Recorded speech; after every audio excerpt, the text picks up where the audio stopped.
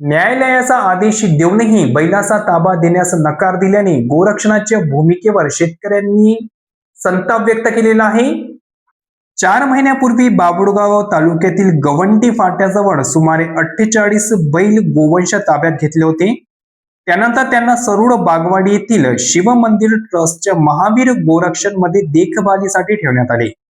या प्रकरणी शेतकरी पशुपालकांनी न्यायालयात धाव घेतली. मात्र न्यायालयाच्या आदेशानंतरही गोरक्षण संबंधित शेतकऱ्यांना 11 बैलांचा ताबा देत नसल्याचे दिसत आहे. या प्रकरणामुळे न्यायालयाच्या आदेशाच्या अंमलबजावणीबाबत प्रश्नचिन्ह निर्माण झाले आहे.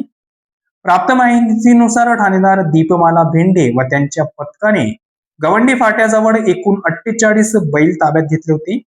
हे सर्व बैल बाभुळगाव बैल बाजारात विक्रीसाठी आणत असताना जप्त करण्यात आले होते. चौकशीनंतर हे बैल सरूड येथील श्री सिद्धेश्वर शिव मंदिर ट्रस्ट सरूड बागवाडी तालुका बाभुळगाव येथील गोरक्षण मध्ये ठेवण्यात आले.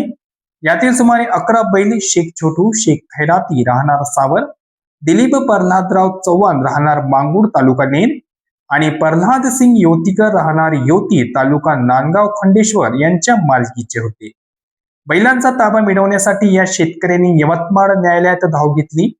सुनावणीनंतर न्यायालयाने प्रत्येक बैलामागे 100 रुपये खावटी भरल्यानंतर बैल संबंधित शेतकऱ्यांच्या ताब्यात देण्याचे आदेश दिले.